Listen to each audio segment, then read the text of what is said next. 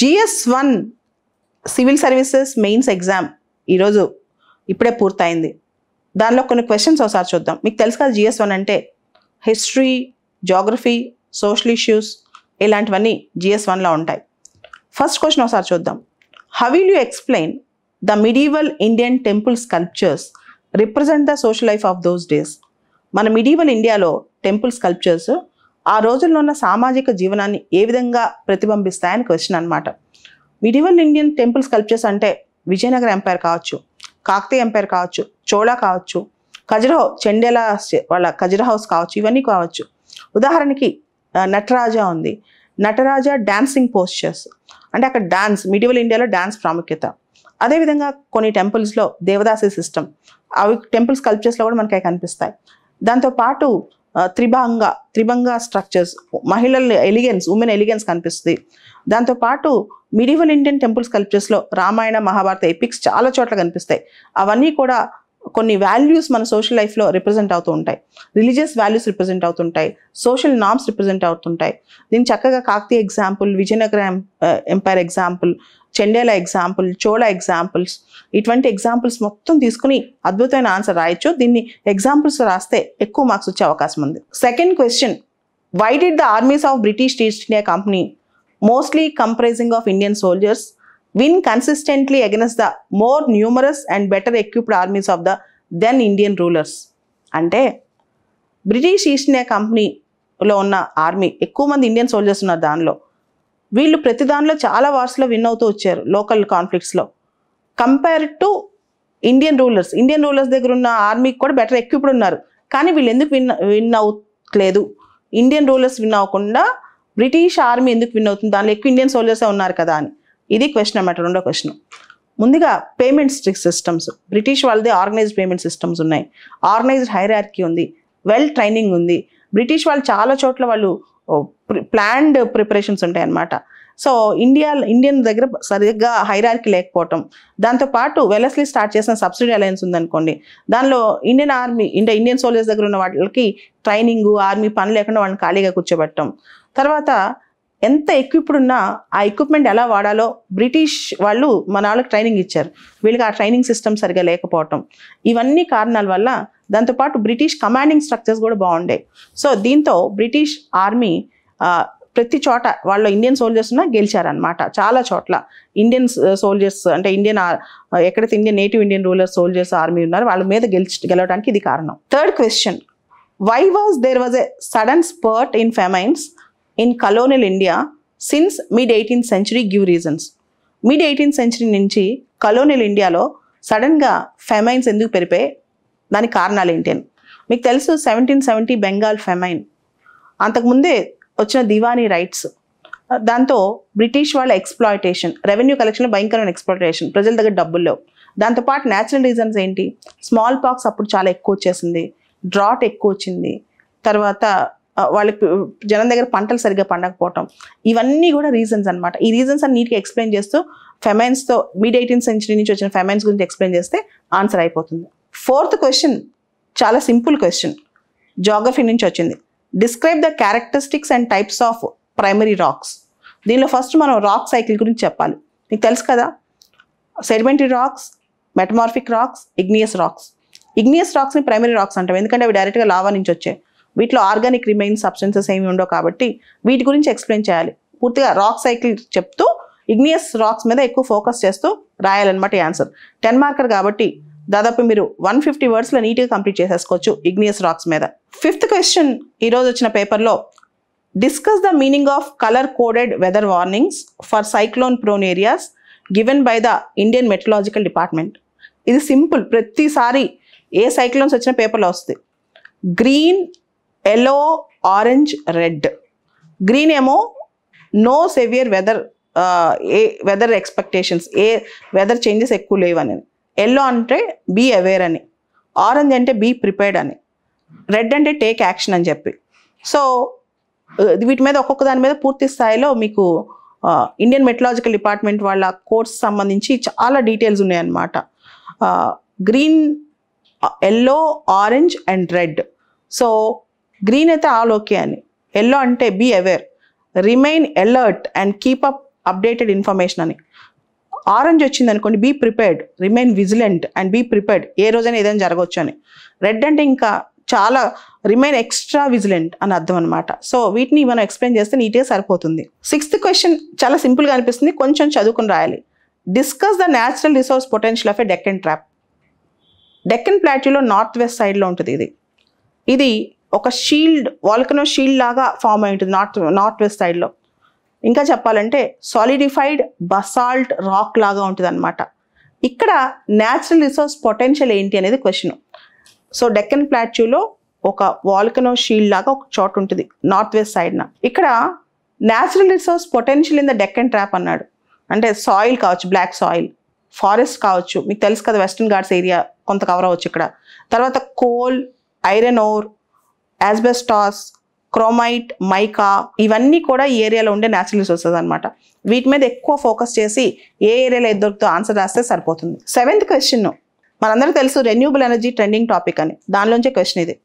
Examine the potential of wind energy in India and explain the reasons for the limited spatial spread.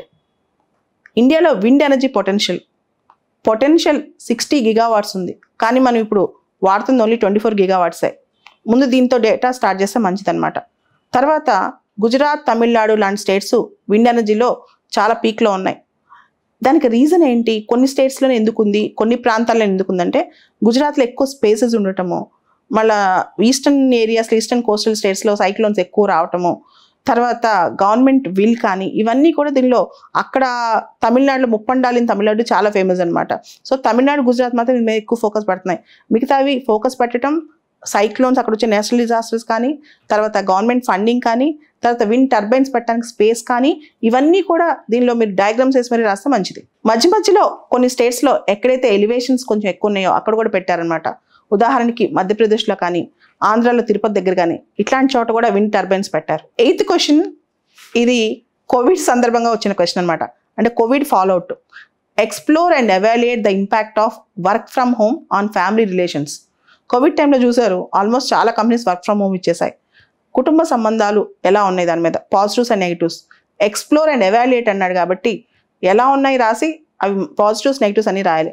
ముందుగా work from home వల్ల positives ఏంటంటే relationship బంధాలు బలపడ్డాయి, తర్వాత ఫ్యామిలీలో చాలా దగ్గరగా అయ్యారు. కానీ ఇదే టైంలో డొమెస్టిక్ వైలెన్స్ పెరిగింది కోవిడ్ టైంలో అని చెప్పి కూడా అన్నారు కదా.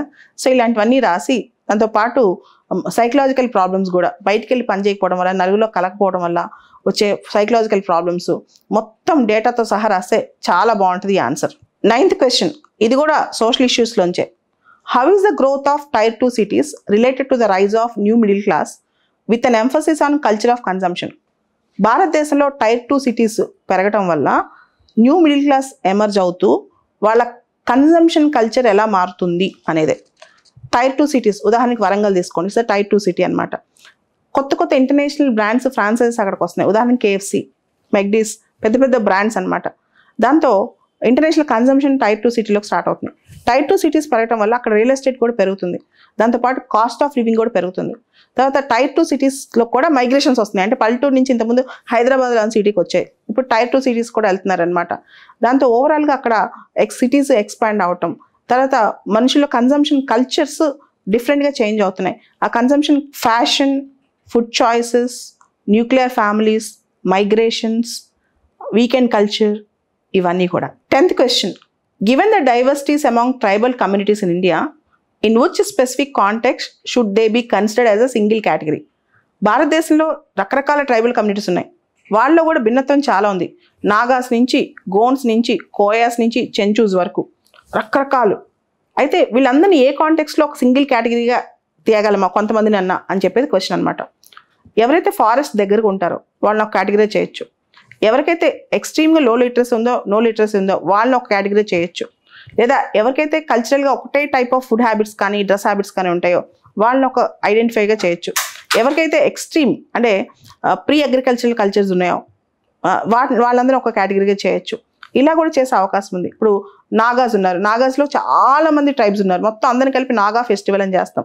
అట్లా ఒక్కొక్క ట్రైబల్ సెక్ట్కి అంటే చిన్న గ్రూప్స్ అని కలిపి ఒక అంబ్రిల్లా సెక్ట్ లాగా చేస్తే కూడా ఐడెంటిఫికేషన్ బెటర్గా ఉంటుంది, వాళ్ళకి చేయాల్సిన ప్రోగ్రామ్స్ కూడా బెటర్గా వెళ్తాయి. కొన్ని సందర్భాల్లో కొన్ని ట్రైబల్ లాంగ్వేజెస్ కంప్లీట్గా డిసప్పేర్ అయిపోతున్నాయి. ఉదాహరణకి గోండ్స్ ఉన్నారు, చాలా మంది గోండ్ లాంగ్వేజ్ dwindle అయిపోతుంది అనమాట. గోండ్స్ లాంగ్వేజే పోతుంది, అసలు గోండ్స్ లాంగ్వేజే ఎవరికి కనపట్లేదు అనమాట. ఇలా లాంగ్వేజ్ డిసప్పేరెన్స్ వాళ్ళని కూడా ఒక గ్రూప్గా కూడా చేయొచ్చు అనమాట. ఇలాంటి ఐడియాస్ కూడా రాయొచ్చు, న్యూ ఐడియాస్ ఇలాంటి ఆన్సర్స్లో. 11th క్వశ్చన్ స్టేట్ రీఆర్గనైజేషన్ మీద అనమాట. The political and administrative reorganisation of states and territories has been a continuous ongoing process since the mid-19th century. Discuss with examples. అంటే రాజకీయ పరంగా, అడ్మినిస్ట్రేటివ్ పరంగా భారతదేశంలో రాష్ట్రాలు, టెరిటరీస్ ఇవన్నీ రీఆర్గనైజేషన్, పునర్వ్యవస్థీకరణ అనేది mid-19th century నుంచి కంటిన్యూస్ ప్రాసెస్గా ఉంది. ఎగ్జాంపుల్స్తో రాయమని చెప్పి.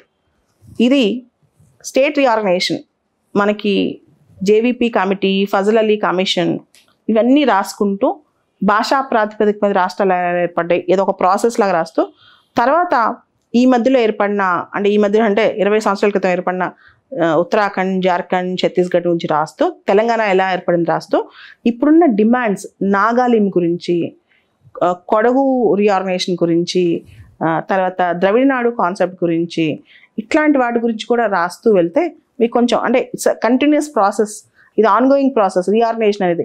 దీని బిగినింగ్ ఎలా చేయాలో తెలుసా? India is a land of unity and diversity and India is an indestructible union of destructible states అంటూ రాసి, జమ్మూ కాశ్మీర్ స్పెషల్గా జమ్మూ కాశ్మీర్, లడాక్ యూటీస్గా ఎందుకు మార్చాం, ఇవన్నీ రాసుకుంటూ వెళ్ళాలన్నమాట. ఇక్కడ mid-19th century అన్నాడు కాబట్టి ఫస్ట్ పారాగ్రాఫ్ మొత్తం మనం 1850 నుంచి స్టార్ట్ చేస్తే మంచిది. ఒరిస్సా వాళ్ళు సపరేట్గా డిమాండ్ చేశారు, వాళ్ళకి ముందే ఇండిపెండెన్స్ రాకముందే వాళ్ళకి సపరేట్ ప్రావిన్స్ ఇచ్చేసాం. తర్వాత ఆంధ్ర కూడా డిమాండ్ చేశారు కానీ ఇవ్వలేదు. సో ఇట్లాంటి కాంటెక్స్ట్ రాస్తూ నెక్స్ట్ పారా నుంచి 1947 నుంచి స్టార్ట్ చేస్తే మంచిది. ఇక్కడ అడ్మినిస్ట్రేటివ్, పొలిటికల్ రెండు మాటలు మాట్లాడారు. అంటే అడ్మినిస్ట్రేటివ్ రీజన్ కూడా చెప్పాలంటే బ్రిటిష్ వాళ్ళు బెంగాల్ని డివైడ్ చేయడం కూడా కాంటెక్స్ట్లో రాస్తే మంచిది. 12th question describe the main contributions of Gupta period and Chola period to Indian heritage and culture. మనం గుప్తా పీరియడ్ చూస్తే సైన్స్ అండ్ టెక్నాలజీ కానీ, ఇంజనీరింగ్ కానీ, ఆర్ట్ కానీ, డైలెక్టిక్స్ కానీ, లిటరేచర్ కానీ, లాజిక్ కానీ, మ్యాథమెటిక్స్ కానీ, ఆస్ట్రానమీ కానీ, రిలీజియన్ కానీ, ఫిలాసఫీ కానీ, వీటన్నిటిలో కూడా వాళ్ళ ట్రెమండస్ కంట్రిబ్యూషన్ అనమాట. Gupta era is a golden age అంటూ స్టార్ట్ చేస్తే ఇంకా బాగుంటుంది ఈ ఆన్సర్.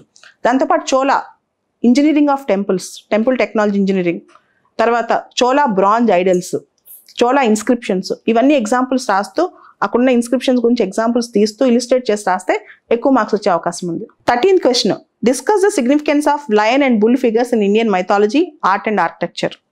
మన మైథాలజీ, ఆర్ట్ అండ్ ఆర్కిటెక్చర్లో లయన్, బుల్ ఫిగర్స్ యొక్క ప్రాముఖ్యత ఏంటి అని మనకు తెలుసు. బుల్, రాంపూర్వ బుల్, ఇప్పుడు ఆ రాంపూర్వ బుల్ తీసుకెళ్ళి రాష్ట్రపతి భవన్లో పెట్టారు. అదేవిధంగా లయన్, సారనాథ్ లయన్ అనమాట, అది మన నేషనల్ ఎంబ్లెంలో ఉంది. ఇండియన్ మైథాలజీ అంటే లయన్ సంబంధించి ఇండియన్ మైథాలజీ మహిషాసుర మర్దిని, మధుర ఆర్ట్లో కనిపిస్తుంది అనమాట. బుల్ అనేది మ్యాస్కులిన్, స్ట్రెంగ్త్, కరేజ్, దానికి ఫేమస్ అనమాట ఇండియాలో. దీన్ని కనెక్ట్ చేస్తూ ఆన్సర్స్ రాసేయచ్చు. 14వ question what are the forces that influence ocean currents, describe the role in fishing industry in the world. Ocean current యొక్క ఫోర్సెస్ ఏమేమి ఉన్నాయి, ఫిషింగ్ ఇండస్ట్రీలో దాని రోల్ ఏంటి అని. ఇక్కడ insolation, wind, gravity, Coriolis force, ఇవే ఫోర్సెస్ ఇంపార్టెంట్గా. తర్వాత ఫిషింగ్ ఇండస్ట్రీ, ఎక్కడైతే వామ్ కరెంటు, కోల్డ్ కరెంటు వచ్చి కలుస్తాయో ఆటోమేటిక్గా అక్కడ ఫిషింగ్ హబ్ అనమాట almost. Example new found land. దాంతోపాటు గల్ఫ్ స్ట్రీమ్, లాబ్రడార్ కరెంట్ వచ్చిన ఏరియాలో కూడా ఇది చాలా అద్భుతంగా ఫిషింగ్ ఏరియా అనమాట. సో ఇలాంటి ఎగ్జాంపుల్స్ తీసు రాసేయచ్చు. 15th question describe the distribution of rubber producing countries, indicate the major environmental issues faced by them. చాలా సింపుల్ క్వశ్చన్. ప్రపంచంలో 90% rubber Thailand, Indonesia, Malaysia, Vietnam, కొంతవరకు ఇండియా. అంటే 90% రబ్బర్ సౌత్ ఈస్ట్ ఏషియాలోనే ఉంటుంది అనమాట. So ఇదంతా natural rubber అని చెప్పొచ్చు.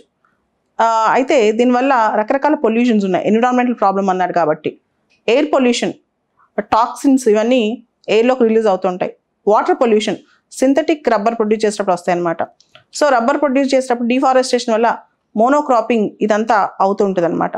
So ఇవన్నీ ఆన్సర్స్ రాస్తే సరిపోతుంది. రబ్బర్ ప్రొడ్యూసింగ్ కంట్రీస్ 90% ఈ ఏరియాలో. ఇండియాలో అయితే కేరళ, అండమాన్ నికోబార్, ఇక్కడే రబ్బర్ ప్రొడ్యూస్ అయ్యేది.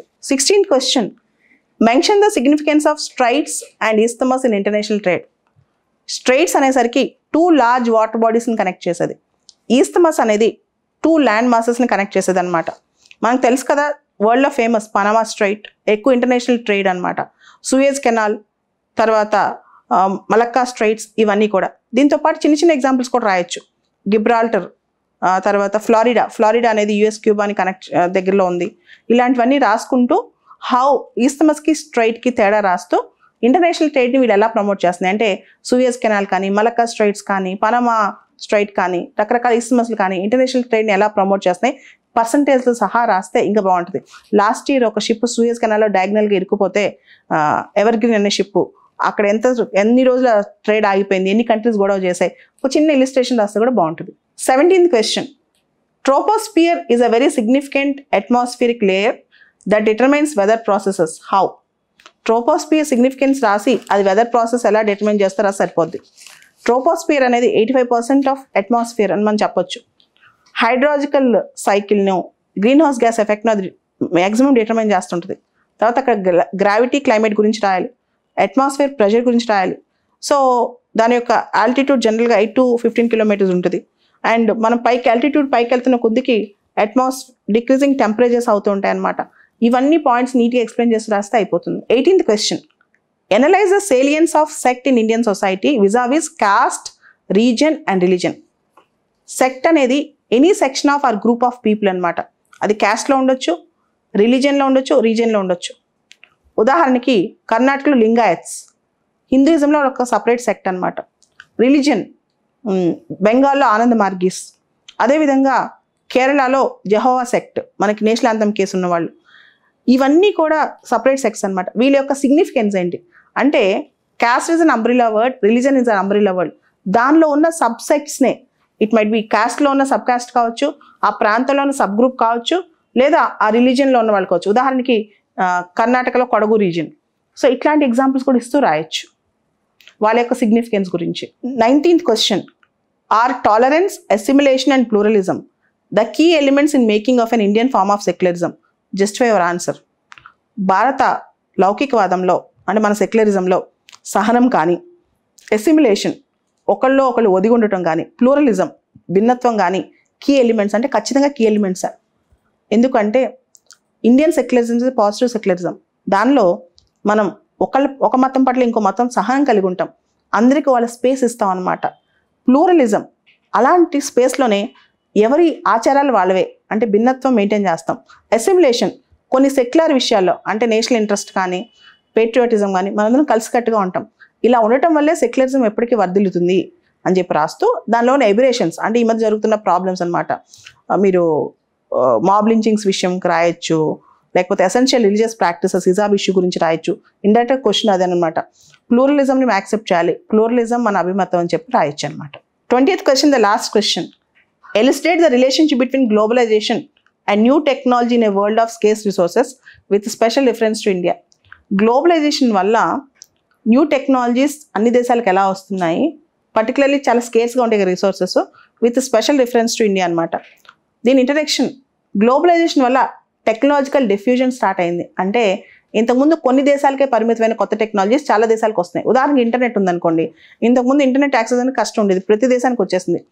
అయితే ఇండియా విషయానికి ఎక్కువ ఎంఫసైజ్ చేయమన్నారు కాబట్టి బుల్లెట్ ట్రైన్ టెక్నాలజీ కావచ్చు, ఈ వెహికల్ టెక్నాలజీ కావచ్చు, సివిల్ న్యూక్లియర్ డీల్ వల్ల ఇండియాకి న్యూక్లియర్ టెక్నాలజీ కావచ్చు, ఇట్లా రకరకాల technologies, even car making technology కావచ్చు, ఇట్లా చాలా టెక్నాలజీస్ ఇండియాలో ఇన్వెస్ట్మెంట్స్తో పాటు టెక్నాలజీ కూడా మనకు వస్తుంది అనమాట.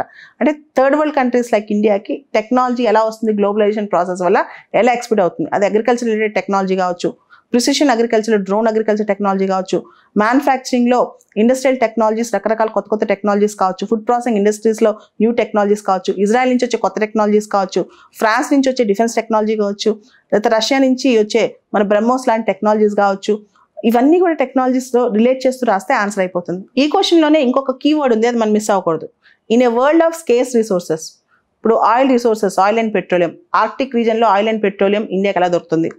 అదేవిధంగా రీసెంట్గా ఇండియన్ ఓషన్ రీజన్లో పాలిమెటాలిక్ నాడ్యూల్స్ ఇండియా పర్మిషన్ ఇచ్చింది ఇంటర్నేషనల్ సీబెడ్ అథారిటీ, అది కూడా స్కేర్స్ రిసోర్స్.